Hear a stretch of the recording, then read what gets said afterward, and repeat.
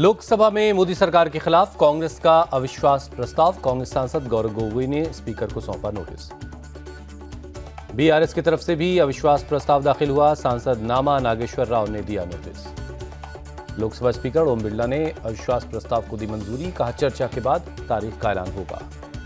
विपक्ष के अविश्वास प्रस्ताव पर बोले प्रहलाद जोशी। कहा, पीएम मोदी के ऊपर जनता का विश्वास है। पहले भी अविश्वास प्रस्ताव ला चुका है विपक्ष।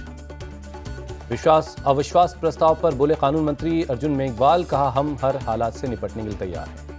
मोदी सरकार से विपक्ष के अविश्वास प्रस्ताव से कोई खतरा नहीं। मौजूदा लोकसभा में बीजेपी को अकेले दम पर बहुमत हासिल है। लोकसभा में बीजेपी के पास 301 सांसद, बीजेपी के सहयोगियों को मिलाकर एनडीए के पास 333 सांसद हैं। संख्या बल के आधार पर लोकसभा में विपक्ष कमजोर है। इंडिया के पास केवल 142 सांसद हैं। अविश्वास प्रस्ताव पर बोले मुख्तार अब्बास नकवी। कहा, विपक्ष किस बात का अविश्वास प्रस्ताव ला रहा है। बीजेपी के राज्यसभा सांसद ब्रिजलाल का बयान। कहा, विपक्ष सिर्फ समय खराब कर रहा है। सरकार मणिपुर पर चर्चा चाहती है। अविश्वास प्रस्ताव पर बोले बीएसपी सांसद मलूक नागर। कहा, मणिपुर, राजस्थान, छत्तीसगढ़ में अत्याचारों पर हो चर्चा। तीनों स्टेट में बदले जाए मुख्यमंत्री। अविश्वास प्रस्ताव पर बोले आरजेडी सांसद मनोज झा। कहा, हम जानते हैं कि नंबर हमारे पक्ष में नहीं, लेकिन लोकतंत्र संख्या बल से कहीं ऊपर है। बिहार के सीएम नीतीश कुमार का बयान। कहा, मणिपुर पर विपक्ष मांग रहा है जवाब। पीएम कुछ बोलना नहीं चाहते। आप सांसद राघव चड्ढा का आरोप। सदन में चर्चा से भाग रही सरकार। प्रस्ताव लाने का मकसद सदन को चलाना है। बीजेपी सांसद विनय सहस्त्रबुद्धे का विपक्ष पर अटैक। का संसद नहीं चलने देना चाहता विपक्ष। हताशा, निराशा और कुंठा में लाए हैं अविश्वास प्रस्ताव।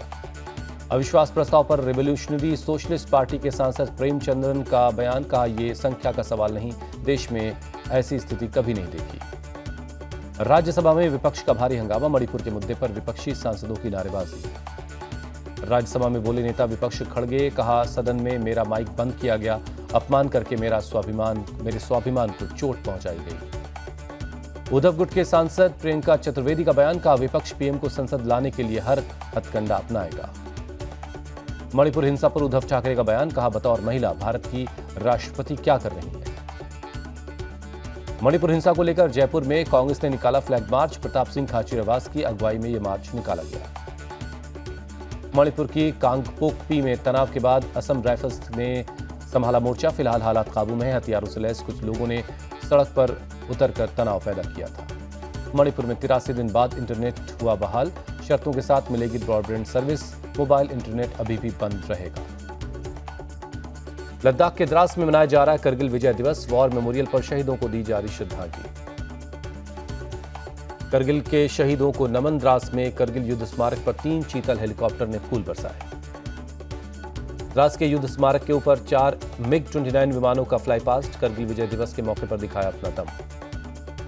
करगिल विजय दिवस पर पीएम मोदी का ट्वीट। शहीदों और उनकी शौर्य गाथा को किया नमन। कहा, देशवासियों को हमेशा ये प्रेरणा देगा।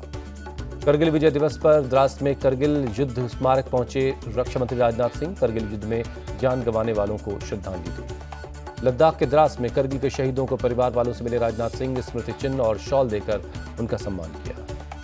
राजनाथ सिंह ने द्रास में हट ऑफ रिमेम्बरेंस संग्रहालय का भी दौरा किया। करगिल युद्ध के शहीदों की याद में ये संग्रहालय बनाया गया है। द्रास में बोले राजनाथ सिंह। कहा, राष्ट्र का मान सम्मान किसी भी चीज से ऊपर है। इसके लिए एलओसी पार करनी पड़ी तो करेंगे। Army chief general Manoj Pande पहुंचे द्रास मेमोरियल। शहीदों को नमन किया। द्रास मेमोरियल पर एडमिरल आर हरि कुमार ने चढ़ाए फूल। शहीदों को किया याद। Air chief marshal V R. Chaudhary ने भी वॉर मेमोरियल पर पुष्पांजलि की। देश पर जान न्यौछावर करने वालों को नमन किया। लद्दाख के द्रास में CDS general Anil Chauhan war memorial पर शहीदों को श्रद्धांजलि देने के लिए पहुंचे। दिल्ली के वॉर मेमोरियल पहुंचे रक्षा राज्य मंत्री अजय भट्ट। करगिल के शहीदों को नमन किया। लखनऊ में करगिल विजय दिवस पर हुआ कार्यक्रम। करगिल शहीद स्मृति वाटिका पहुंचे सीएम योगी। शहीदों को दी श्रद्धांजलि। भोपाल में मनाया गया करगिल विजय दिवस। शौर्य स्मारक पहुंचे सीएम शिवराज सिंह चौहान। शहीदों को दी श्रद्धांजलि। करगिल विजय दिवस पर राहुल गांधी का ट्वीट। शहीदों को किया नमन। लिखा, देश शहीदों का हमेशा ऋणी रहेगा। उत्तराखंड के सीएम धामी ने करगिल में शहीद वीरों को दी श्रद्धांजलि। कहा, मैं वीर जवानों को नमन करता हूं। करगिल विजय दिवस के मौके पर संसद में शहीदों को नमन किया गया। दोनों सदनों में सांसदों ने दी श्रद्धांजलि। करगिल विजय दिवस की पूर्व संध्या पर द्रास में सांस्कृतिक कार्यक्रम का आयोजन। लद्दाख स्काउट्स बैंड ने बजाया देश मेरे गीत की धुन। पश्चिम बंगाल विधानसभा में हंगामा, महिलाओं के खिलाफ अपराध के मुद्दे पर बीजेपी ने सदन स्थगन का प्रस्ताव पेश किया है। केंद्रीय गृह मंत्री अमित शाह का आज शाम 7 बजे भोपाल का दौरा है। बीजेपी पदाधिकारियों के साथ करेंगे मुलाकात। अमित शाह बीजेपी कार्यालय में चुनाव प्रबंधन की बैठक में शामिल होंगे। राज्य बीजेपी के बड़े नेता मौजूद रहेंगे। इंडिया की तुलना आतंकी समूह से करने पर भड़के सांसद संजय सिंह, कहा हाथ जोड़कर देश से माफी मांगे पीएम मोदी। कांग्रेस संसदीय दल की अध्यक्ष सोनिया गांधी ने आप सांसद संजय सिंह से की मुलाकात। मॉनसून सत्र के लिए निलंबित हैं संजय सिंह और रजनी पाटिल। राघव चड्ढा पर भी सस्पेंशन का खतरा, बीजेपी के चीफ विप लक्ष्मीकांत वाजपेयी ने कार्रवाई की मांग की है। दिल्ली में शरद पवार के घर पहुंचे सीएम केजरीवाल, राघव चड्ढा मुलाकात कर आगे की रणनीति पर चर्चा की। बीजेपी पर बोले उद्धव, कहा मेरे साथ वादा निभाते तो फडणवीस को डिप्टी सीएम पद पर पार्टनर नहीं बनना पड़ता। एमपी कांग्रेस प्रमुख कमलनाथ का बीजेपी पर अटैक, कहा किसानों की आय कम हो रही, कर्ज बढ़ता जा रहा है। भीलवाड़ा में बीजेपी युवा मोर्चा का प्रदर्शन, लाल डायरी को लेकर कांग्रेस ऑफिस की दीवार पर लिखा स्लोगन। G20 नेताओं की मीटिंग के लिए दिल्ली का ITPO कॉम्प्लेक्स तैयार है। पीएम मोदी आज शाम 6:30 बजे उद्घाटन करेंगे। प्रगति मैदान का ITPO कॉम्प्लेक्स 123 एकड़ में बनाया गया है। 2700 करोड़ इसकी लागत आई है। नई दिल्ली के ITPO परिसर में हवन पूजन कार्यक्रम हुआ। पीएम मोदी ने लिया हिस्सा, शाम को उद्घाटन करेंगे पीएम। हवन पूजन के दौरान मौजूद रहे कई केंद्रीय मंत्री, निर्मला सीतारमण, ज्योतिरादित्य सिंधिया, पीयूष गोयल भी शामिल हुए। ITPO बिल्डिंग बनाने वाले श्रमजीवियों से मिले पीएम मोदी, शॉल ओढ़ाकर उनका सम्मान किया। ओडिशा के दौरे पर राष्ट्रपति द्रौपदी मुर्मू, कटक के चंडी मंदिर में किया प्रदर्शन। ईडी डायरेक्टर के कार्यकाल को बढ़ाने को लेकर सुप्रीम कोर्ट में मोदी सरकार, कल दोपहर 3:30 बजे होगी सुनवाई। दिल्ली में बोले उत्तराखंड के सीएम धामी, प्रदेश में उद्योगों के लिए जल्द आएगी नई पॉलिसी, एप्पल और कीवी मिशन के तहत बढ़ावा। केंद्रीय मंत्री मनसुख मांडविया और यूपी के सीएम योगी आदित्यनाथ ने की मीटिंग, सेवा से जुड़े मुद्दों पर अधिकारियों से जानकारी ली। दिल्ली में सुबह से लगातार हो रही बारिश, ITO के पास सड़कों पर भरा पानी। लगातार बारिश से दिल्ली के गीता कॉलोनी में भी जलभराव हुआ है, स्थानीय लोगों की बड़ी परेशानी। हिंडन नदी उफान पर है। नोएडा में PCL स्पोर्ट्स कॉम्प्लेक्स का स्टेडियम पूरी तरह से डूब चुका है। ग्रेटर नोएडा वेस्ट में हिंडन में बाढ़ का असर, पॉश हाउसिंग सोसाइटी में घुटनों तक भरा पानी, सीवर और ड्रेनेज सिस्टम हुआ फेल।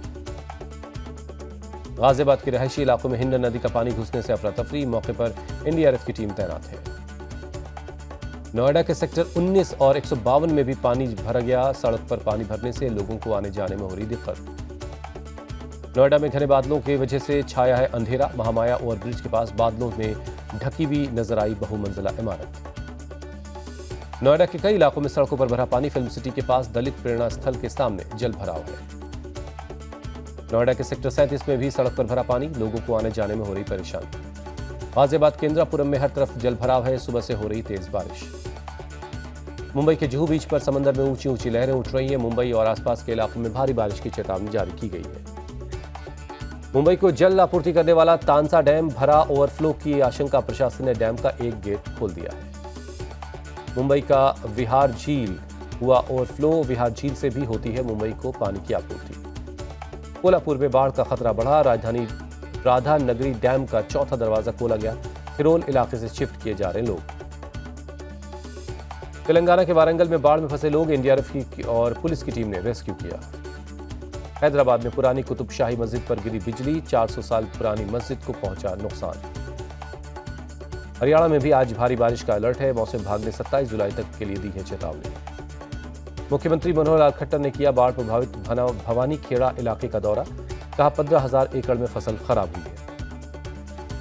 सीएम खट्टर ने कहा बाढ़ और बारिश से हुआ है लाखों का नुकसान, सभी नुकसान का आकलन करके राहत लोगों को दी जाएगी। क्षतिपूर्ति पोर्टल पर संपत्ति और पशुधन के नुकसान का ब्यौरा अपलोड होगा। स्वास्थ्य विभाग और नगर पालिका को एक्टिव रहने के लिए कहा गया है। शिमला में बारिश के साथ लैंडस्लाइड हुआ है। नेशनल हाईवे पर 2 जगहों पर ब्रोनी नाला और ज्योरी में मलबा गिरा है, ट्रैफिक बंद है। शिमला के कंधार में फटा बादल, स्कूल समेत कई इमारतें बहीं, एक युवक के बहने की खबर है। निचले इलाकों में बाढ़ आ गई है। उदयपुर में मोरवन के पुलिया पर बह रहा नदी का पानी, बहाव में फंसे बाइक सवार 2 लोग, क्रेन की मदद से उनको बचाया गया। पंजाब के 19 जिलों में बाढ़ बारिश का कहर है। अब तक 41 लोगों की मौत हो चुकी है। राहत कैंपों में रह रहे हैं 1600 से ज्यादा लोग। वडोदरा में बाढ़ का पानी रिहायशी इलाकों में घुसा, देखा गया मगरमच्छ। हरनी इलाके में रोड पर चलता नजर आया मगरमच्छ। मेरठ के किटौर थाना क्षेत्र में मणिपुर जैसी बर्बरता, नाबालिग लड़की से गैंगरेप कर निर्वस्त्र कर पीटा गया, आरोपियों ने बनाया वीडियो। केस दर्ज होते ही एक्शन में आई पुलिस, 3 आरोपियों को किया गया गिरफ्तार। हरिद्वार में भृगु आश्रम और मंदिर पर बुलडोजर की कार्रवाई, खाली करवाने गई सरकारी जमीन, हाईवे अथॉरिटी को सौंपी गई जमीन। आगरा के कागारौल में डबल मर्डर, जमीन को लेकर विवाद में हुई हत्या, पुलिस कमिश्नर ने जानकारी दी। आगरा में एक शख्स ने दूसरे पर यूरिनेट किया, पुलिस ने आरोपी को अरेस्ट कर लिया है। रायबरेली में एक युवक की संदिग्ध मौत, पेड़ पर लटकता हुआ मिला शव, पुलिस ने जांच शुरू कर दी है। मुरादाबाद में हर्ष फायरिंग हुई, कुछ लड़कों ने एक घर के सामने फायरिंग की, हथगोले भी फेंके। अलीगढ़ में पुलिस का फ्लैग मार्च, संवेदनशील इलाकों में मार्च किया, मुहर्रम को लेकर पुलिस ने सतर्कता बढ़ा दी है। 28 जुलाई को दिखाई जाएगी ताजिए की झलक, 29 को निकाला जाएगा मेन ताजिया। डीसीपी नॉर्थ ईस्ट ने भाईचारा कमेटी के साथ बैठक की। मुहर्रम की तैयारियों को लेकर अधिकारियों ने की बैठक, ताजिया को लेकर आए 62 आवेदनों में से 10 अहम हैं, 10 में से 4 बड़े ताजिए हैं। ताजिए की ऊंचाई 10 फीट से कम रखने के लिए अपील की गई है। डीसीपी नॉर्थ ईस्ट ने कहा, दिल्ली में गलियां छोटी होने की वजह से ये अपील की गई है। भारत की अंजू ने पाकिस्तान जाकर बदला धर्म, इस्लाम धर्म अपना करके फातिमा बन गई है। अंजू उर्फ फातिमा ने अपने प्रेमी नसरुल्लाह के साथ कोर्ट मैरिज कर ली है। कोर्ट में बड़ी सुरक्षा के बीच हुआ निकाह। पाकिस्तान जाने वाली अंजू के पिता गया प्रसाद का बयान, कहा भारत छोड़ते ही अंजू के साथ हमारा रिश्ता खत्म, उसने जो किया वो शर्मनाक है।